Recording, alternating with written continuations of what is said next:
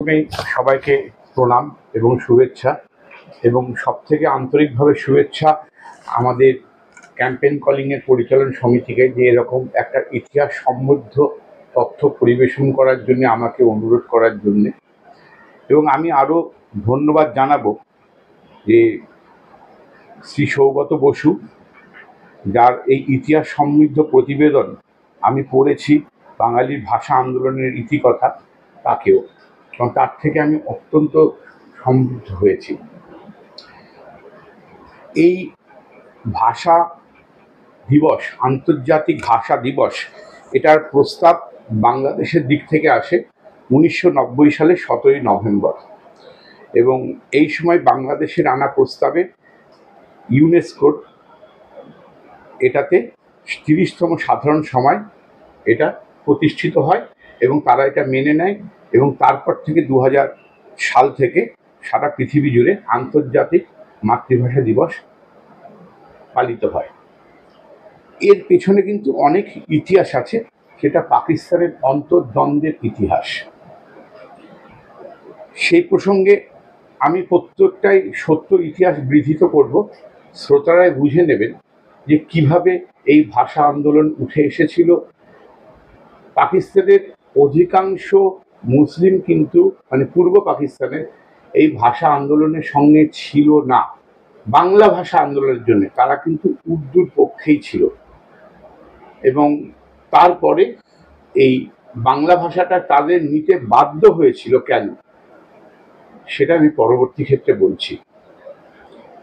এটা দেখুন, ইতিহাসটা বলতে গেলে প্রথম বলতে হবে পৃথিবীতে প্রচুর ভাষা আছে, শুধু বাংলা ভাষা নিয়ে কেন হলো?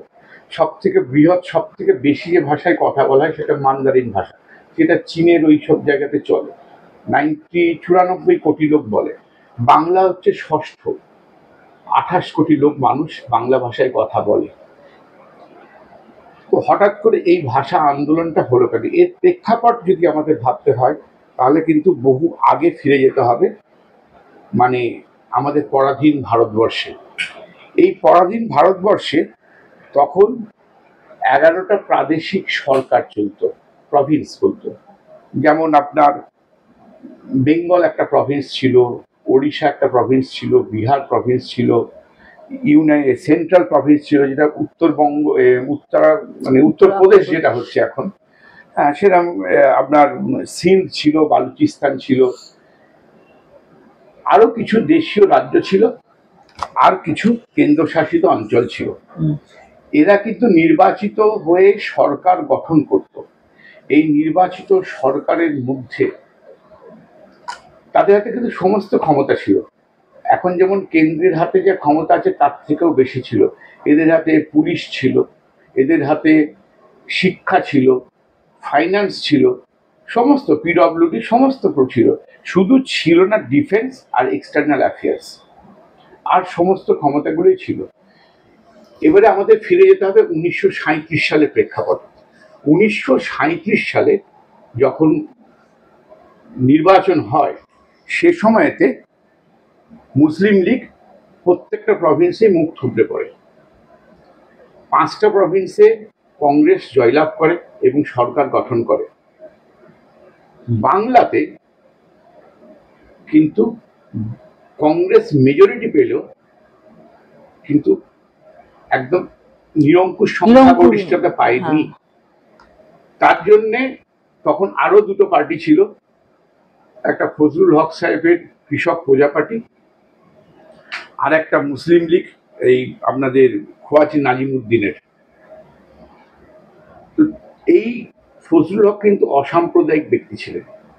তিনি প্রথমে কংগ্রেসের কাছে গেছিলেন যে একসঙ্গে কোয়ালিশন করে সরকার করবেন বলে, কিন্তু সরকার কোয়ালিশন করে করতে কংগ্রেস রাজি হয়নি। কেন হয়নি সে কারণ বৌদ্ধ নয়, কারণ অন্যান্য অনেক প্রভিন্সে কিন্তু কংগ্রেস আঞ্চলিক পার্টির সঙ্গে কোয়ালিশন করে করেছিল, কিন্তু এদের সঙ্গে কেন করতে রাজি হয়নি। কিন্তু সরকার এবার বাধ্য হয়ে ফজলুল হক তখন এই নাজিমুদ্দিনের কাছে গেছিল, যে নাজিমুদ্দিনের ওই 1937 সালের নির্বাচনে উনি বরিশালের পটুয়াখালী থেকে ডাইরেক্ট দুজনের মধ্যে লড়াই উনি হারিয়েছিলেন। যথারীতি ওনার কাছে যাওয়ার জন্য, মানে কতটা অসহায় অবস্থায় উনি গেছিলেন। আমি শুনেছি, এটা আমি মানে যে শরৎচন্দ্র বসুর কাছেও গেছিলেন, উনিও নাকি রাত্রেবেলা ওনার সঙ্গে দেখা করেননি। তখন মুসলিম লীগের সব শর্ত মেনে উনি ওই সরকারে যোগদান করেন। এবার স্বাভাবিকভাবে চক্রান্ত শুরু হয় যে মুসলিম লীগের এই হিন্দু বিরোধী আন্দোলনগুলো, আইনগুলো, Calcutta municipal act, amendment act, আর একটা ছিল বেঙ্গল সেকেন্ডারি এডুকেশন বিল। এবারে মিউনিসিপ্যাল অ্যাক্টের কথা আমি বলছি না ওগুলো নিয়ে, কিন্তু এই সেকেন্ডারি বিলটাতে এদের সবসময়তে ইচ্ছে ছিল যে যাতে এরা ওই করে আপনার উর্দু ভাষার বদলে, উর্দু ভাষাকে প্রথম, মানে আগে তো বাংলা ভাষাটা প্রথম ভাষা হিসেবে করতো, এখন উর্দু ভাষাকেই প্রথম যখন করা হয়, এবং এটা প্রত্যেকটা মুসলিমেরই, কিন্তু অনেক মুসলিম, মানে মুসলিম লীগ করেছে, তখন তো মুসলিম লীগ জিততো অনেক, কাজে তাদের সমর্থন নিশ্চয়ই ছিল, এটাই আমাদের ধরে নিতে হবে। তার কারণ হচ্ছে একটাই ভাষা থেকে এদের প্রবলেমটা হচ্ছে, বাংলাটা উদ্ভূত হচ্ছে সংস্কৃত ভাষা থেকে। এই সংস্কৃত থেকে যখন উদ্ভূত হচ্ছে, তাহলে বাংলার মধ্যে একটা সংস্কৃত গন্ধ থাকছে, এতে ভালো করে কোরআন পড়া যায় না। এই কোরআন পড়া যায় না বলেই ওরা সবসময় প্রথম থেকেই কিন্তু এই উর্দু ভাষাকে প্রথম ভাষা করার জন্য প্রচেষ্টা নিয়েছিল। এইটা যখন প্রথম ভাবা হয় বা করার জন্য চেষ্টা করে সরকার, তখন ফজলুল হকের কাছে কিন্তু শিক্ষা দপ্তর ছিল, এবং উনি বিলটা পেশ করেন সম্ভবত 1940 সালের 21শে আগস্ট। তখন কিন্তু একটা মানে তখন তো এখন যেটা বিধানসভা বলছেন, তখন সেটাকে আইনসভা বলা হতো। এই আইনসভার ভেতর এবং বাইরে প্রচন্ড বিরোধিতা করে হিন্দুরা ঐক্যবদ্ধ হয়ে, কারণ তারা এটা চায়নি, এই জিনিসটা তো চাইতে পারে না। কারণ সেই সময়তে আচার্য প্রফুল্লচন্দ্র রায় একটা বলেছিলেন, তথ্য দিয়েছিলেন, আমার কাছে যেটা পেপার কাটিং আছে, যে 3000-এর ওপর স্কুল চলতো কিন্তু হিন্দুদের অর্থানুকূল্যে, এবং তারা, এবং 150 মতো বোধহয় মিশনারি, 11-12টা সম্ভবত, আমার একটু ভুলও হতে পারে, মুসলিমদের দ্বারা, কিন্তু উর্দুটাকে প্রথম ভাষা করতে হবে। এই জন্যে প্রথম আন্দোলন শুরু হয়, এবং সেই আন্দোলনের নেতৃত্ব দিয়েছিলেন শ্যামাপ্রসাদ মুখোপাধ্যায়। তার সঙ্গে আচার্য প্রফুল্লচন্দ্র রায় ছিলেন, তিনি যথেষ্ট বয়স্ক। জাস্টিস মন্মথনাথ মুখার্জি, নির্মলচন্দ্র চট্টোপাধ্যায়, হেমচন্দ্র নস্কর, অযত প্রভূত, মানে নীলরতন সরকার, এবং জ্ঞানীগুণী অসম্ভব অজস্র ব্যক্তিগণ। 1940 সালের ডিসেম্বরে হাজরা পার্কে 10,000-এর ওপর মানুষ প্রত্যেকদিন বসছেন। এখনকার মতো রাস্তা ঘিরে তখন কিন্তু আন্দোলন হতো না। আমি যতটা ইতিহাস পড়েছি, দেখেছি, তখন Hazra park, Shraddhananda park, Deshbandhu park, এইগুলোতেই কিন্তু মানুষরা জমায়েত করত, এবং এখানেতে প্রত্যেক দিনই হাজরা পার্কে 3 দিন ধরে 10,000-এর উপর মানুষ বসেছিলেন। আচার্য পিসিচন্দ্র তখন, পিসি রায়, আমাদের প্রফুল্লচন্দ্র রায় তখন এতটাই অসুস্থ, উনি অক্সিজেন মাস্ক নিয়ে কিন্তু ওই অধিবেশনে এসেছিলেন। এবং ভাবুন যে তার থেকে কত কম বয়স্ক শ্যামাপ্রসাদ তার নেতৃত্ব দিচ্ছেন, উনি কিন্তু তাতে কোনো ওনার রাগ নেই, দেশের বাংলা ভাষার জন্য উনি সব ছেড়ে ওইখানে বসছেন। এবং রবীন্দ্রনাথ ঠাকুর 1941 সালে মারা গেছিলেন, ওই সময় অসম্ভব অসুস্থ, উনি ওনার প্রতিবাদপত্র পাঠিয়েছিলেন, যেটা পাঠ করা হয়েছিল। এই জিনিসটা এরপরেতে কিন্তু তারপরে বিভিন্ন রকমের ঘটনা ঘটে। ক্যালকাটা ইউনিভার্সিটির একটা অ্যাক্ট ছিল 1904 সালে, যে অ্যাক্টের বলে এটা সরকার কিছুতেই চেঞ্জ করতে পারে না, কারণ এই মানে সেকেন্ডারি এডুকেশনটা কিন্তু ক্যালকাটা ইউনিভার্সিটি অ্যাক্টের আন্ডারে ছিল। এবং এই ক্যালকাটা ইউনিভার্সিটি কিন্তু শুধু বাংলা নয়, তখন উড়িষ্যা, আসাম, বিহারেরও অনেকগুলো পরিচালনা করত, ওদের থেকে বের করে নিয়ে আসার চেষ্টা করছিল। এবার কংগ্রেস তখন চেষ্টা করছিল এই সরকার ফেলার জন্যে, আর ফজলুল হক যখন এদের মানে ঢুকেছিল, তখন মুসলিম লীগ হয়ে গেছে, মানে যোগ করেছিল, তখন কিন্তু ওনারও যারা ছিলেন সতীর্থ কিছু লোক এটা বিরোধিতা করছিল, মানে ওনার বিরোধিতা করছিল মুসলিম লীগে যাওয়ার জন্যে। এবং খুব ভাগ্যবান আমরা যে তখন দ্বিতীয় বিশ্বযুদ্ধের আবহ, তখন ওয়ার কাউন্সিলের একটা গ্রুপ ডেকেছি, মানে বৈঠক ডেকেছিলেন, তাতে যোগ দিতে বলেছিলেন সব প্রভিন্সের। তখন তো প্রিমিয়ার বলা হতো বা প্রধানমন্ত্রী যাই বলেন না কেন, প্রত্যেকটা প্রভিন্সের যারা হেড ছিল, মানে এখানে যেমন মানে ফজলুল হক ছিল, এদের সবাইকে ওয়ার কাউন্সিলে যোগ দিতে বলেছিল ভাইসরয়। আরো যারা ছিল, কিন্তু মুসলিম লীগের জিন্না এই ওয়ার কাউন্সিলে যোগ দিতে বারণ করেছিল। ফজলুল হক বলেছিল আমি এখন মুসলিম লীগের নই, আমি যেহেতু এখন আপনার প্রধানমন্ত্রী বা প্রিমিয়ার, কাজে আমি মুসলিম লীগ হতে পারবো না, আমি ওখানে যোগ দেব। বাকি দুজন কিন্তু উইথড্র করেছিল, অন্য দুটো প্রভিন্সে আমার মনে নেই। তো এবারে তখন উনি মুসলিম লীগের সব পদ থেকে এবং প্রধানমন্ত্রীর পদ থেকেও ত্যাগ, মানে প্রিমিয়ার পদ থেকে তখন পদত্যাগ করেন এবং যথারীতি আন্দোলনটা থেমে যায়। এবং সময়ের দাবিতে এটা জানিয়ে রাখা উচিত, কারণ এটা সবসময় কমিউনিস্টরা বলে, এই যে চলে গেল তখন কিন্তু শ্যামাপ্রসাদ মুখার্জি, তখন উনি মুসলিম লীগ নন, কিন্তু মুসলিম লীগ ত্যাগ করেছেন, ওনার তো কৃষক প্রজা পার্টি ছিল, তার সংগঠনের সঙ্গে শ্যামাপ্রসাদ মুখার্জি যোগ দিয়ে সেই সময় যেটা হয় সেটাকে সবাই বলে শ্যামা হক মন্ত্রিসভা। শ্যামাপ্রসাদ মুখার্জি কিন্তু মুসলিম লীগের সঙ্গে কোয়ালিশন করেননি, শ্যামা হক মন্ত্রিসভা, এবং তাতে কংগ্রেসের সেন্ট্রালের তখন কন্ট্রোল কিন্তু এখানকার সঙ্গে ছিল না। এখানে সুভাষচন্দ্র বসুর প্রচুর সমর্থক ছিলেন যারা কংগ্রেসের মধ্যে ছিলেন। এদের তখনকার ভাষায় মিডিয়া তখন বলতো কংগ্রেসের বসু দল, এরাও সাপোর্ট করেছিল, নিয়ে সরকারটাকে বাঁচিয়েছিল এবং উনি ওতে ওয়ার কাউন্সিলে যোগ দিয়েছিলেন এবং তখন যথারীতিভাবে এই বিলটা তখন ঠিকিয়ে গেল। কাজে সারাক্ষণ ধরে এই যে জিনিসটা বলা হয় মুসলিম লীগ উর্দু ভাষার বিরুদ্ধে নয় বা মুসলিম কিছু, আমি সব মুসলিমদের কখনোই বলবো না, মুসলিমদের মধ্যে খুব বড় বড় রাইটারও আছেন, কিন্তু অধিকাংশ এই মুসলিমরা উর্দু ভাষার পক্ষে, এখনো বাংলাদেশে দেখছেন উর্দু ভাষার পক্ষে, তখনও ছিল এখনো আছে, কিন্তু বাঙালি হিন্দুরা সবসময় বাংলা ভাষার পক্ষে। আমার বক্তব্য এটাই।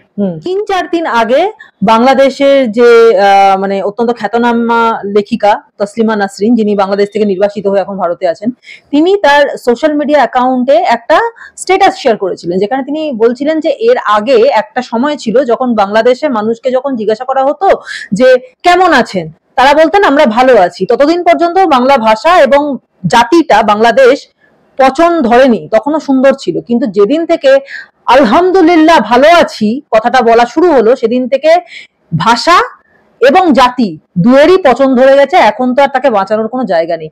এই কথা তিনি সোশ্যাল মিডিয়াতে শেয়ার করেছেন। এই বিষয়টা নিয়ে কি বলবেন? অত্যন্ত সত্যি কথাই বলেছেন, এটা খুব দুর্ভাগ্যজনক। প্রবলেমটা হচ্ছে এখানের বাঙালি মুসলিম অনেক ভালো আছে, কিন্তু বাঙালি মুসলিম যারা বাংলা ভাষী মুসলিম বলবো, এদের পরিচালনা করে কিন্তু এই উর্দু ভাষীগুলো, এখানেই প্রবলেম। এবং তারা নিজেরা বুঝতে পারে না যে আমরা কি করব, ওরা পরিচালিত হয়, এটাই এইখানেই প্রবলেম।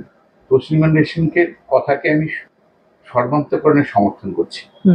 আচ্ছা, বাংলা ভাষাকে প্রতিষ্ঠিত করতে পূর্ব পাকিস্তানের এত প্রচেষ্টা কেন ছিল? মানে পূর্ব পাকিস্তান যা আজকে বাংলাদেশ হয়েছে, সেখানেই তো ভাষা আন্দোলনটা এত ভয়াবহ রূপ নিয়েছিল। আমি আপনাকে কতগুলো কথা বলি, আপনি একটু ভালো করে খেয়াল করুন, নামগুলো খেয়াল করুন। আমি আবার বলছি, বাংলা ভাষা হিন্দুরাই এবং বাঁচিয়ে রাখার জন্য চেষ্টা করেছিল, কিছু মুসলিম নিশ্চয়ই করেছিল, কিন্তু তারা হয়তো সংখ্যাধিক্য বেশি নয়। এখনো কি বাংলাদেশের সব মুসলিমরাই খারাপ? এটা কখনোই হতে পারে না। কিছু হয়তো মানে যারা উগ্রপন্থী, এই উগ্রপন্থাটা ওরা যেভাবে ওদের শিক্ষা ব্যবস্থা প্রচলন করেছে তার থেকেই তুলে তৈরি হয়ে এসছে ফসলটা। 1948 সালে 23শে ফেব্রুয়ারি তখন তো পাকিস্তানের গণপরিষদে প্রথম বক্তব্য রাখেন উর্দু এবং ইংরেজির পাশাপাশি বাংলা ভাষাকে রাখার জন্যে ধীরেন্দ্রনাথ দত্ত, এবং তাকে সমর্থন করেন, নামগুলো খেয়াল করবেন, প্রেমহরি বর্মন, ভূপেন্দ্র কুমার দত্ত আর শিশুচন্দ্র চট্টোপাধ্যায়। অন্য কোনো মুসলিম কিন্তু একে সমর্থন করেনি। তখন কিন্তু পাকিস্তানের গণপরিষদ কেউ সমর্থন করেনি, কারণ তার সঙ্গে বাংলা আসুক বলে। এবং বিরোধিতা করেন কারা? তাজিমুদ্দিন, নাজিমুদ্দিন, যাই হোক, এরা সব বিরোধিতা করেন মুসলিমকে। তাহলে ভাবুন, তাহলে কেন এই 52 সালের আন্দোলনের দিকে চলে এলো? 52 তো হয়েছিল 21শে ফেব্রুয়ারি, এলো কেন? এটাতে ঘটনাগুলো হচ্ছে বিভিন্ন রকম ভাবে ভাবলে পরে আপনি দেখতে পাবেন যে এই যে ধীরেন্দ্রনাথ কুমার দত্ত বললাম, একে পরে হত্যা করা হয় এবং ওনার মেয়েকেও শুনেছি, মানে পড়েছিলাম যে খুন করা হয়েছিল, মানে এমনি ধর্ষণ করা হয়েছিল, খুন করেছে, ওনার ছেলেকেও তাই। ওর ছেলের চোখে নাকি পেন্সিল পাওয়া গেছিল। এটা আমি মানে কোথায় পড়েছিলাম আমার মনে পড়ছে না, কিন্তু মানে পড়েছিলাম। মুসলিম লীগের মধ্যে, মুসলিম লীগটা ছিল কার? জিন্নাত। এবার মুসলিম লীগের মধ্যে দুটো গোষ্ঠী ছিল, একটা হচ্ছে ধনী আর অভিজাতদের গোষ্ঠী, আর একটা হচ্ছে সাধারণ নিচু স্তরের গোষ্ঠী। এখনো মানে যারা বড় সড়ো ধরনের মুসলিম, তারা কিন্তু এই যারা কনভার্টেড এইগুলো আছে, এগুলোকে কিন্তু পছন্দ করে না পাকিস্তানে। ওদের কি মোনাফেক ফোনাফেক কিসব বলে টলে নাকি শুনেছি আমি, এগুলো তো আমি জানি না, ও বলতে পারবো না, কিন্তু শুনেছি। এই যে মুসলিম লীগের যে ধনী এবং অভিজাতদের গোষ্ঠী, যারা ঢাকার নবাব ছিল খোয়াজ নাজিমুদ্দিন, ইনি নিজে কিন্তু বাংলা ভাষা জানতেন না, ইনি কিন্তু উর্দু ভাষী। আর এই যে নিচু স্তরের মুসলিম যারা, এই আপনার সুরাবর্দী, শহীদ সুরাবর্দী, যার ডান হাত ছিল শেখ মুজিবুর রহমান, কম হিন্দু হত্যা করেননি ওনারা। 46-এর দাঙ্গার সময় কিন্তু ওনার অবদান খুব নক্কারজনক, অবদান বলবো কেন, ওনার জিনিসটাকে এই গ্রেট ক্যালকাটায় ক্লিন করেছিল, এই ভদ্রলোকরা করেছিল। এরা ছিল নিচু স্তরে। এবারে এরা কখনো এই বড়লোক যারা মুসলিম, যারা এই যে মানে এরা কিন্তু এদেরকে চাইতো না।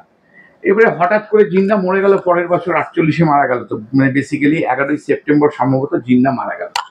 এবার জিন্না তখন একটা কাজ করেছিল জিন্না, যে এক নেতা এক পদ, মানে একটাই আপনার ওই থাকবে, এক ব্যক্তি এক পদ মুসলিম লীগের মধ্যে।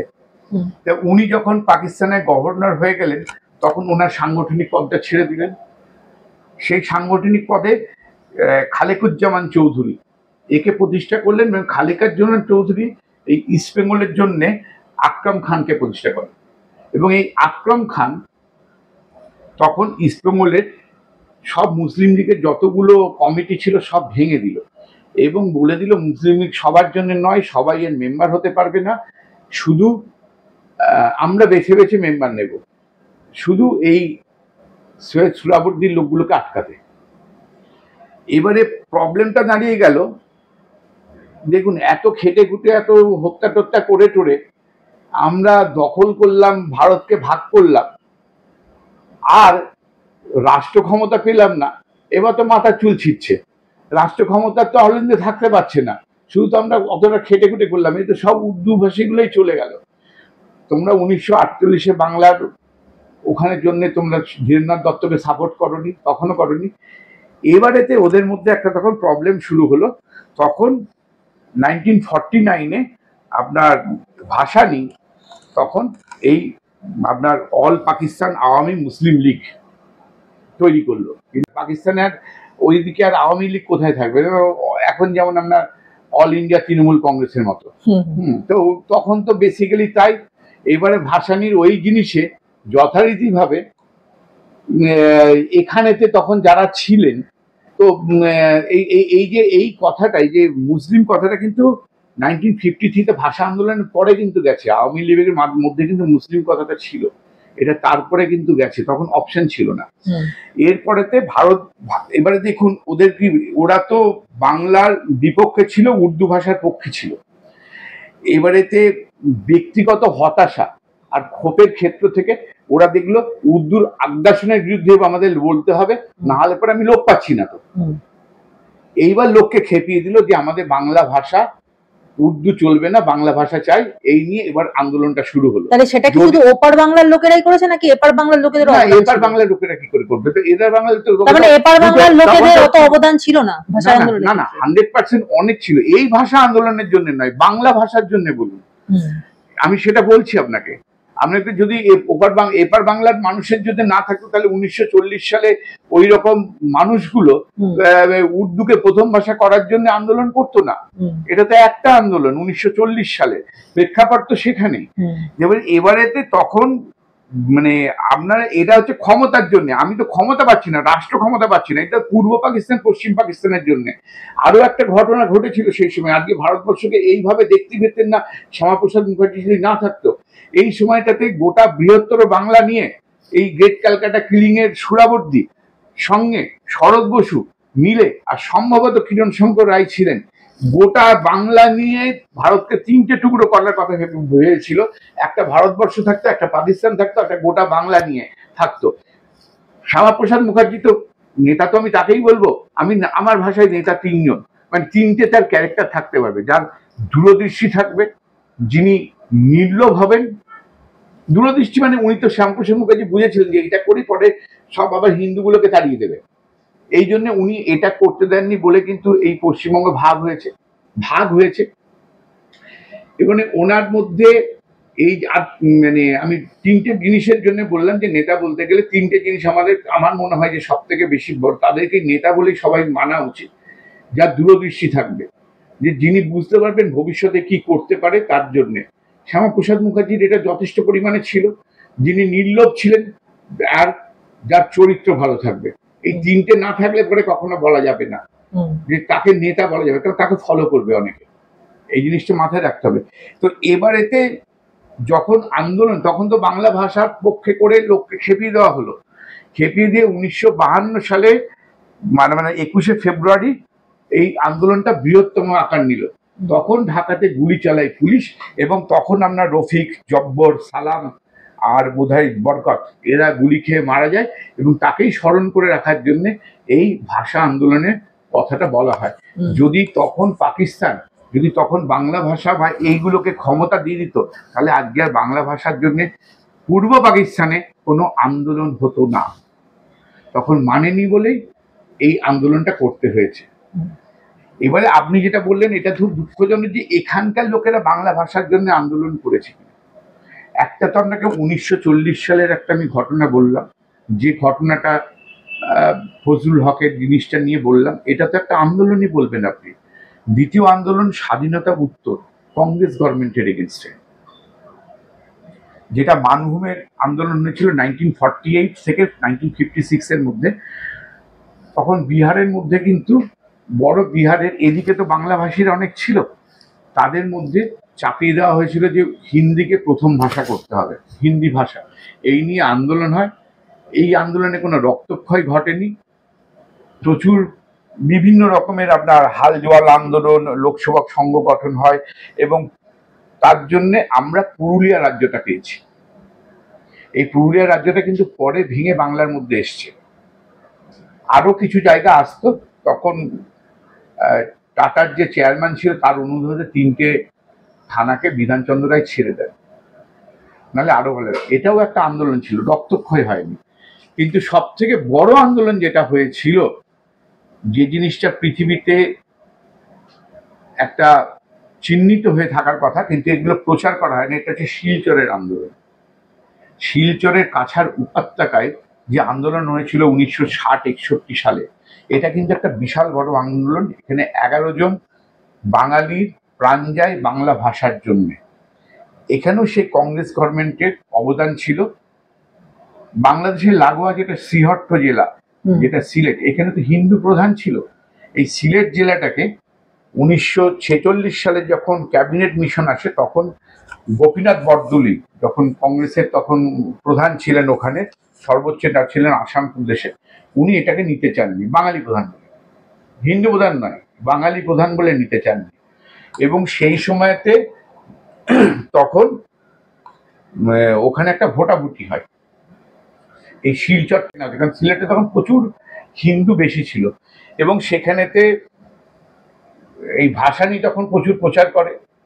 যোগেন্দ্রনাথ মণ্ডল, ওনাকে ভুল বোঝানো হয়, উনি তখন নমশূদ্র, মুসলিম ভাই ভাই বলে অনেক কিছু প্রচার হয়, যদিও ভবিষ্যতে তারপরে ওনাকে আবার এদিকেই চলে আসতে হয়, পালিয়ে আসতে হয় অত্যাচারের জন্য। এবং সেই সময়তে আপনার 1947 সালে 6 এবং 7 জুলাই একটা গণভোট হয়। এই গণভোটেতে সিলেটের পাকিস্তানের পক্ষে ভোট পড়ে, ভালো করে সংখ্যাটা দেখবেন, 2,39,619টা। আর ভারত ভুক্তির পক্ষে ভোট পড়ে 1,48,041টি। তার মানে তফাৎটা ছিল 55,578টি। কিন্তু বাতিল ব্যালটের সংখ্যা ছিল 1,23,155টি বাতিল ব্যালট। কিরম ভোট হয়েছিল আমি জানি না, বলতে পারবো না, কিন্তু সিলেটটাকে ওখানে গেল। তারপরে যথারীতিভাবে হিন্দুদের উপর প্রচন্ড অত্যাচার হয়, ওরা এখানে চলে আসে। এই আসামের জায়গায় যখন আসে তখন এই কাছাড় উপত্যকায় আপনার একটা বিশাল, কাছাড়ের যে বারাক উপত্যকায়, সরি কাছাড় বলছি, বারাক উপত্যকায় 3টে জেলা ছিল, হাইলাকান্দি, কাছাড় আর করিমগঞ্জ।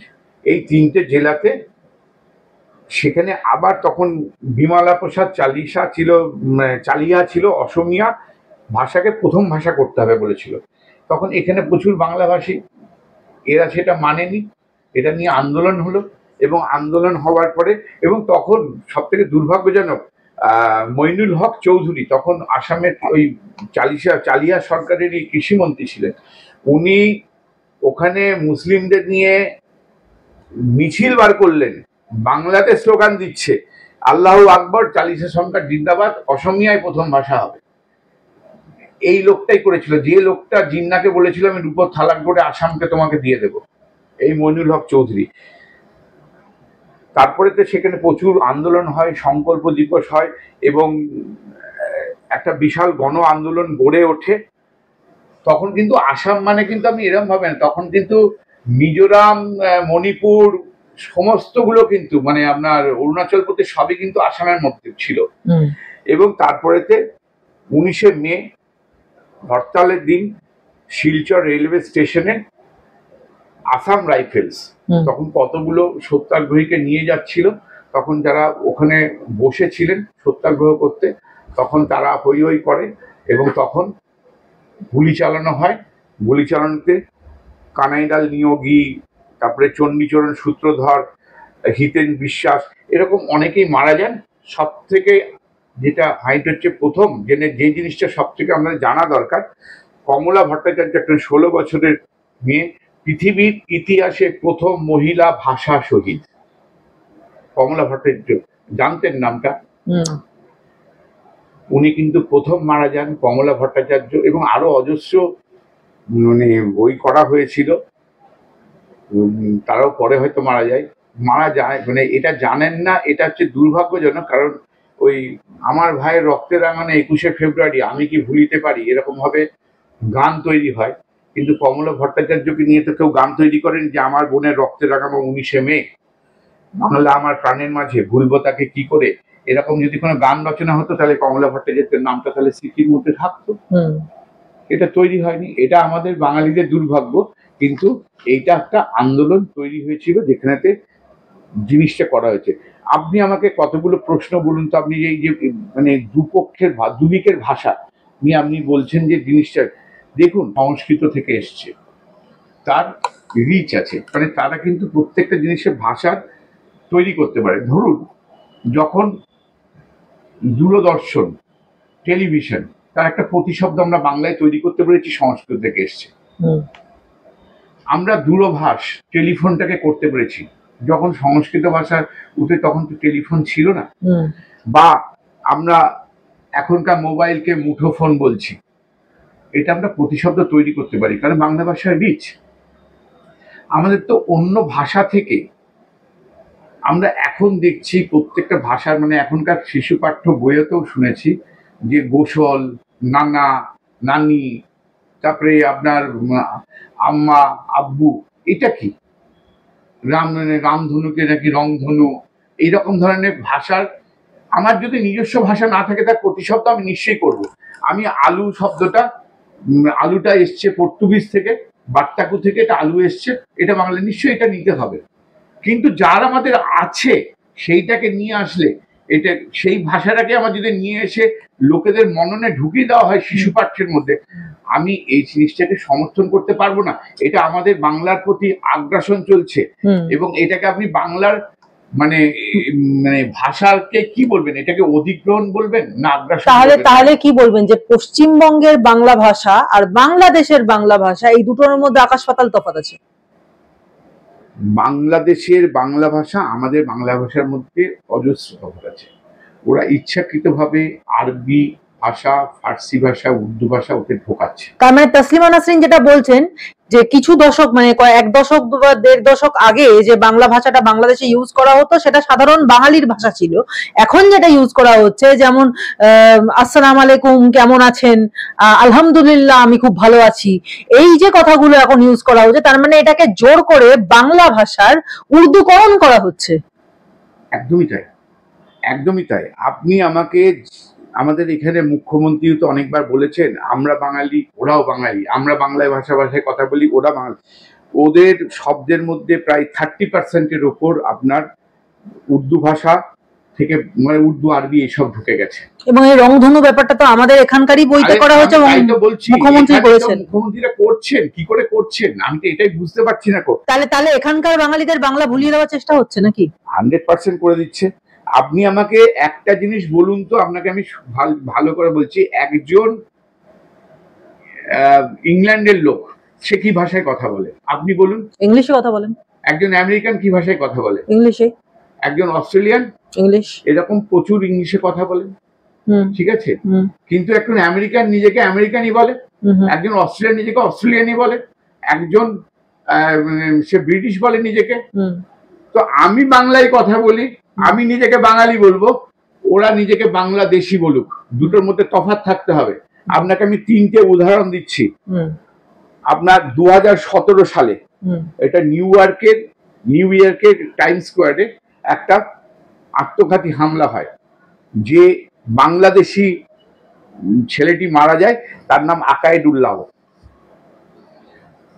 তারপরেতে আপনার 2010 সালে রোশনারা চৌধুরী বলে একজন ইংল্যান্ডের একজন এমপি, সম্ভবত নাম স্টিফেন স্টিমস, তাকে ছুরিকাঘাত করার চেষ্টা করে। এই কোভিড মহামারীর দ্বিতীয় যখন লকডাউন হয় তার আগে ভিয়েনাতে আপনার মানে সন্ত্রাসবাদী হামলা হয়, তার মধ্যে 2জন বাঙালি বলবো না, সরি, বাংলাদেশি মুসলিম ধরা পড়ে। গোটা পৃথিবীর পেপারে বেরিয়ে গেল যে বাঙালি সন্ত্রাসবাদী। আপনি কি সে বাঙালির দায়িত্ব নেবেন? না, আমি সে বাঙালির দায়িত্ব নেব? কখনোই নেব না। তাহলে বাঙালি আর বাংলাদেশের মধ্যে তফাৎ করতে হবে, এটার মধ্যে কখনোই চলতে পারে না। কাজে এই জিনিসটাকে আমি সমর্থন করি না। এবং আপনি এখনো আন্দোলন শেষ হয়নি, এখনো আমরা পরীক্ষা দিয়ে যাচ্ছি। ইতিহাস এখনকার সরকার যেটা করছে, শিশু পাঠ্যতে আরবি শব্দের অনুপ্রবেশ ঘটাচ্ছে। এটা আগ্রাসন বলবো না অধিগ্রহণ বলবো, আমি যে প্রতিশব্দ যেখানে আছে তার সমর্থক শব্দ ঢোকাতে পারে না। আপনাকে আজকের সরকারি স্কুল 3254টা বন্ধের মুখে, আজকে এবারে বাজেটে 600খানা মাদ্রাসা দিচ্ছে, এটাকে কি বলবো? বাংলা ভাষার জন্য করছেন উনি। তৃতীয়ত আপনাকে তো আরো মনে রাখতে হবে, 2018 সালে উত্তর দিনাজপুরে ইসলামপুরে, যেটা আপনার দাড়িভিট হাই স্কুলেতে চেয়েছিল বাংলা ভাষার শিক্ষক, ওরা পাঠিয়েছিল উর্দু ভাষার শিক্ষক, যা নিয়ে আন্দোলন হয়।